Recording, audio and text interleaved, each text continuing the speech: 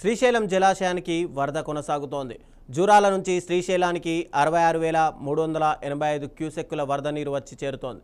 ఇక పూర్తిస్థాయి నీటి మట్టం 885 అడుగులు కాగా ప్రస్తుతం శ్రీశైలం జలాశయం నీటి మట్టం 875.40 అడుగులకు చేరింది. ఇక ప్రస్తుతం 165.53 టీఎంసీల నీటి నిల్వ కొనసాగుతోంది.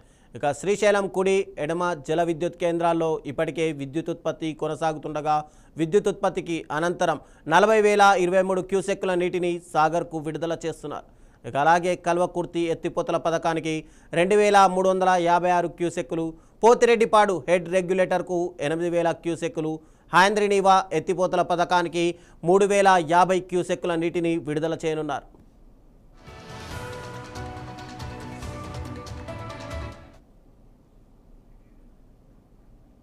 ఇక ఇదే అంశానికి సంబంధించి మరింత సమాచారం మా ప్రతినిధి రామాంజనేయులు అందిస్తారు కర్నూలు నుంచి. రామాంజనేయులు చెప్పండి, ఏకంగా చూసుకుంటే కనుక శ్రీశైలానికి వరద కొనసాగుతోంది. ఇప్పటికే రాష్ట్ర వ్యాప్తంగా రాబోయే రోజుల్లో ఎల్నినో ప్రభావం ఉంటుంది, వర్షాలకు సంబంధించి పడే అవకాశాలు లేవు అని చెప్పి ఇప్పటికే శాస్త్రవేత్తలు తెలిపిన నేపథ్యంలో ఇక ప్రభుత్వం ఏదైనా ముందస్తు జాగ్రత్తలుగా ఈ నీటిని నిల్వ చేసే అవకాశాలు కనిపిస్తున్నాయా?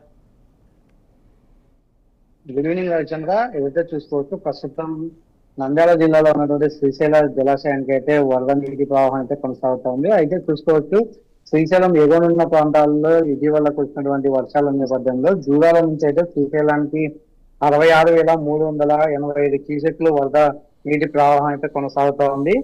ఇక శ్రీశైలం జలాశయం పూర్తి నీటి మట్టం చూసుకున్నట్లయితే 885 అడుగులు కాగా ప్రస్తుతం 875.40 అడుగులుగా అయితే కొనసాగుతా ఉంది. ఇక టీఎంసీలో చూసుకున్నట్లయితే డ్యామ్ కెపాసిటీ శ్రీశైలం పూర్తి స్థాయి నీటి నిల్వ 215.807 టీఎంసీలు కాగా ప్రస్తుతం 165.5340 టీఎంసీలుగా అయితే కొనసాగుతోంది. ఇక కుడి ఎడమ జల విద్యుత్ కేంద్రాల్లో అటుపక్క తెలంగాణ కావచ్చు, ఇటుపక్క ఆంధ్ర ప్రభుత్వాలు రెండు కూడా జల విద్యుత్ పద్ధతిని అయితే కొనసాగిస్తా ఉన్నాయి. అయితే ప్రస్తుతం శ్రీశైలం జలాశయంలో ఉన్నటువంటి నీటితో విద్యుత్ ఉత్పత్తి కోసం దాదాపు 40,023 క్యూసెక్ల నీరును ఉపయోగిస్తే ఆ నీరునంతా కూడా కింద ఉన్నటువంటి దిగువనన్న నాగార్జున సాగర్ డ్యామ్ కి అయితే అధికారులు విడుదల చేస్తా ఉన్నారు. కల్వకుర్తి ఎత్తిపోతల పథకానికి సంబంధించి 2,356 క్యూసెక్లు అయితే విడుదల చేస్తున్నారు.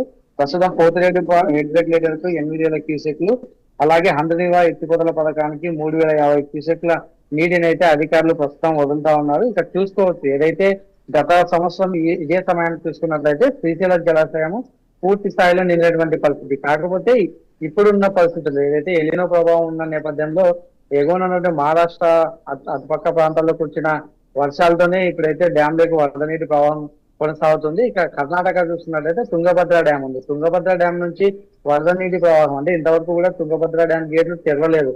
ఒకవేళ తుంగభద్ర డ్యామ్ గేట్లు తెరిస్తేనే శ్రీశైలం జలాశయం పూర్తిగా నిండుతా ఉంది. అలాగే తాగునీరు కావచ్చు, రైతులకు అవసరమైనటువంటి నీటిని కూడా ప్రభుత్వము విడుదల చేయవచ్చు. కాకపోతే ప్రస్తుతం పూర్తిగా ఎలినో ప్రభావం ఉంది. వర్షాలు కూడా ఆశించిన స్థాయిలో లేనందుకు మరి శ్రీశైలం డ్యామ్ అధికారులు అయితే గేట్లని కేవలం జల విద్యుత్ మాత్రమే వాడుతా ఉన్నారు. అలాగే ఏదైతే ఎత్తిపోతల పథకాలకు రైతులకు అవసరమైనటువంటి నీటి వరకు వాడుతా ఉన్నారు. అయితే మరి చూడాలి, ప్రభుత్వము ఒకవేళ ఇప్పటికే ఏదైతే జూరాల నుంచి కూడా మొదట్లో ఉన్నంత వరద ప్రవాహం అయితే లేదు, రోజు రోజుకి ఆ వరద ప్రవాహం కూడా తగ్గుతా వస్తా ఉంది. అయితే కర్ణాటకలో ఉన్నటువంటి తుంగభద్ర జలాశయం కూడా పూర్తిగా నిండినటువంటి పరిస్థితి. మరి ప్రత్యామ్నాయంగా అంటే మరి ఒకవేళ శ్రీశైల డ్యామ్ జలాశయానికి వరద నీటి ప్రవాహం ఆగిపోతే మరి ఇప్పుడు ఉన్నటువంటి డ్యామ్ ప్రస్తుతం 300 అంటే డ్యామ్ చాలా వరకు కూడా ఇంకా పూర్తి స్థాయిలో నీటి మట్టం చేరుకోలేదు. మరి ప్రభుత్వం అటుపక్క తెలంగాణ ప్రభుత్వం కావచ్చు, ఇటుపక్క ఆంధ్ర ప్రభుత్వం కావచ్చు, మరి కొద్ది రోజుల్లో ఇదే వరద ప్రవాహం కలిగితే జల విద్యుత్ పత్తిని కూడా ఆపివేసే అవకాశాలు కూడా ఉన్నాయి రవిచంద్ర. Thank you Ramanjaneyulu.